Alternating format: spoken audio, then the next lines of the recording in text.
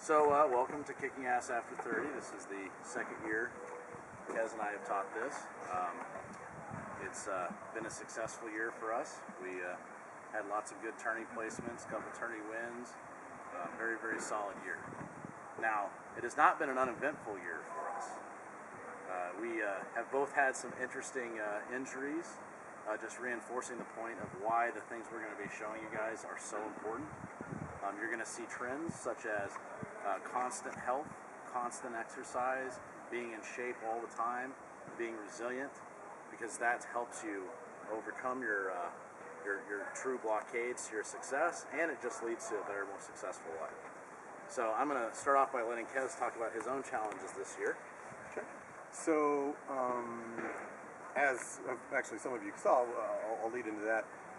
I had to have my knee put back in, and just because I've actually had my knee replaced, and so I actually have a metal holding my knee together, and so I have to put it in once in a while when I fight hard. But if watched, it's okay. What he's really talking about, though, is I have brain test. So every 6 months of my life from now on, I actually have to go in and have all the brain, all the nerves in my brain stem severed to stop the pain, so I can keep fighting. So it's really kind of interesting. Unfortunately, because of that, I don't have actually feeling in my body. If you fight me, I'll often tell people that don't take it to heart. I'm going to slough you. I'm going to slough every shot you throw, and more likely, I'm going to slough every shot everyone throws. And the reason why is because if I can't hear it, I can't see it, 9 times out of 10 I can't feel it. Now, it's not always the case, but mostly it is. And anything on the right side, especially, you could probably stab me and I'd kind of laugh at you. So, so every 6 months I have to go in. They do a procedure where they literally go in between C2, C3, and C4 and sever all the nerves in my brainstem, so I can go ahead and or have a pretty nice life without constant pain. So, Would you mind mentioning Rackus? Oh, Rackus. There's actually some video out there if you ever get a chance.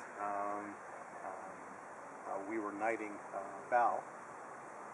Literally, they had to actually carry me onto the field to help knight him because the pain is pretty excruciating. If you ever have a headache, some people have migraines, things like that.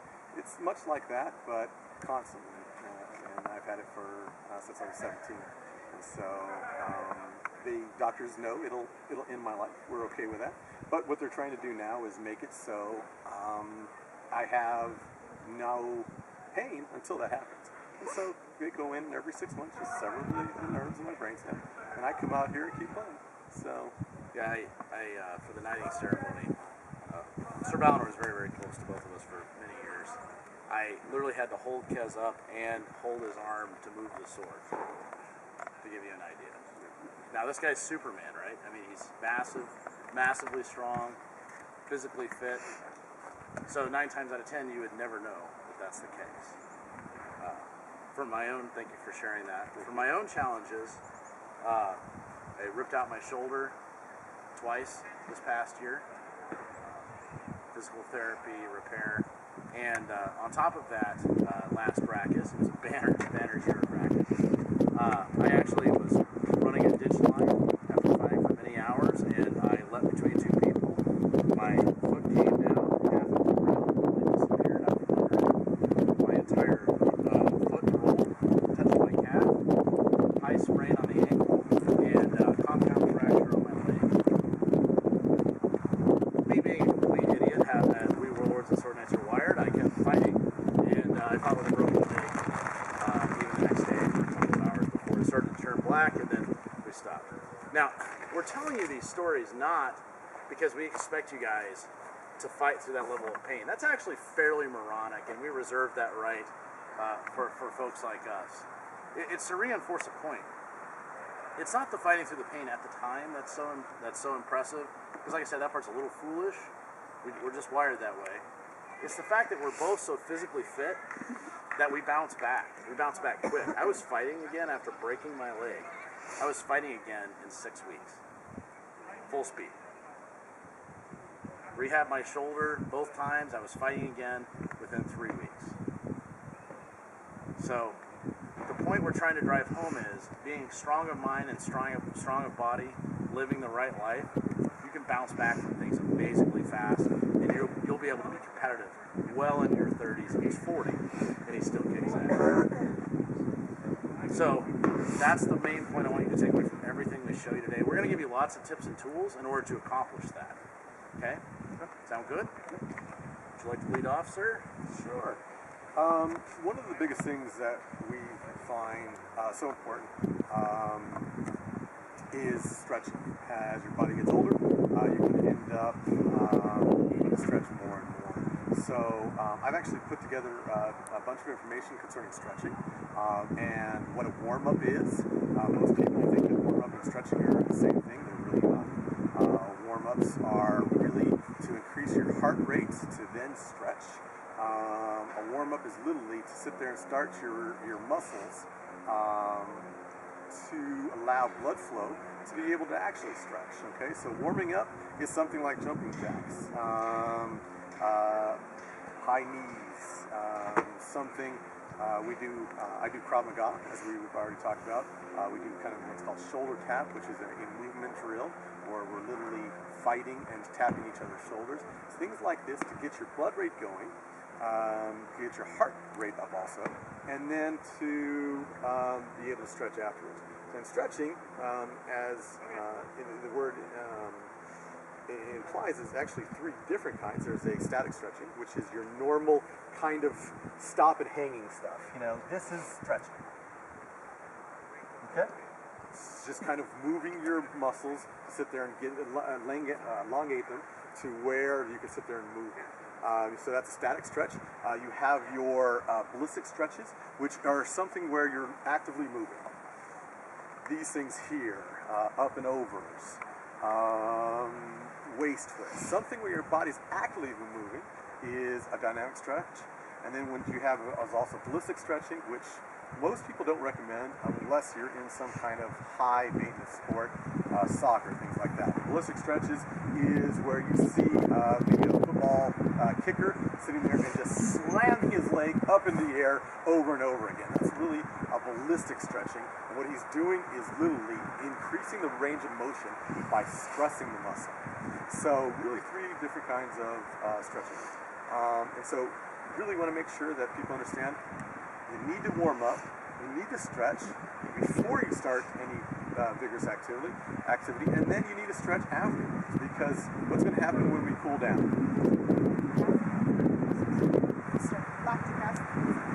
Right. Exactly, right? And so the next morning, you roll out of bed and literally you roll out of bed and hit the floor because you can't get up. This morning, I sat there. Last night was a late night. We got back. We went and had a few drinks, kind of thing. Went to bed without stretching. This morning, oh, it hurts. And so literally, I have two other people in my room with me, and the first thing they're doing is looking on the floor at me as I'm sitting there laying there. You okay? Yeah, I'm good. What are you doing?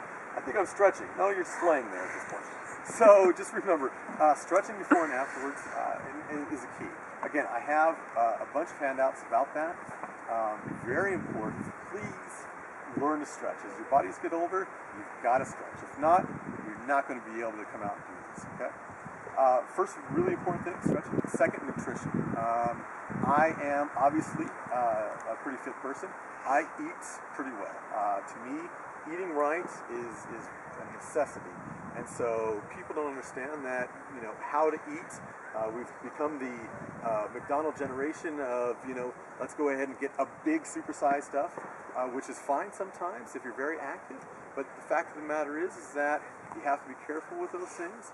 We have to understand portion sizes.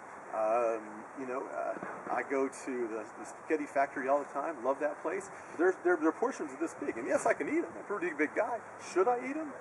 Probably not. And we have to be careful with that. So nutrition's a big thing. How to eat, what to eat, when to eat, things like this are really important. I actually have another flyer handout just for that. So definitely take those with you. They give different stretching exercises. They give an understanding of what I feel are good exercises. And then they also give you a good understanding of what portion sizing is what a good meal is.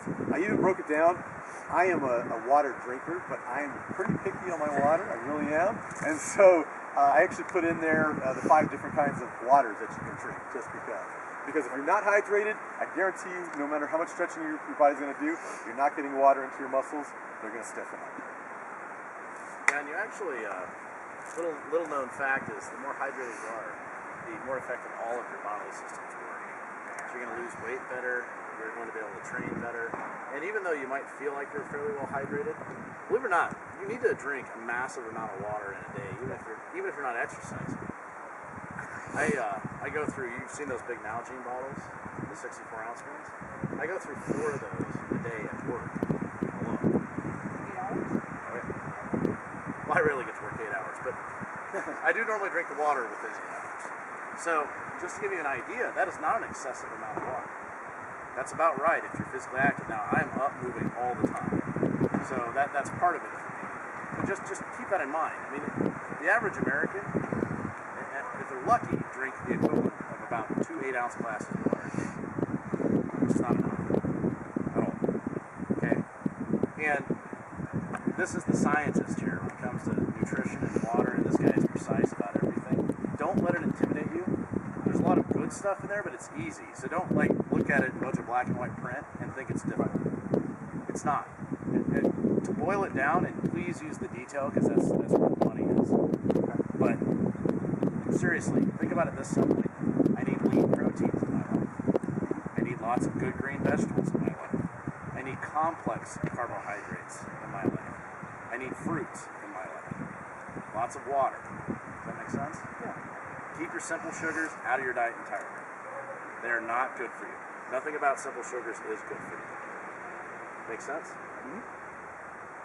Good enough. Cool. Would you mind leading us through warm up and stretch? Sure. So I'm gonna just actually do one warm up. Again, really one of my favorites. That'll just kind of get us moving and things like that, and then we'll stretch from there. So what we're gonna do is I'm gonna address Guy here, Sir Guy, and what I'm going to do is I'm going to get into a fighting stance, and my job is to touch Guy's shoulders. And his job is to block such touches. We're just going to kind of go back and forth. And he can throw at me and I'll throw at him.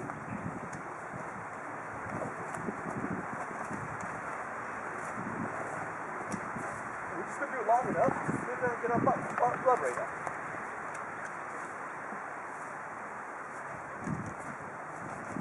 Okay. So, time there.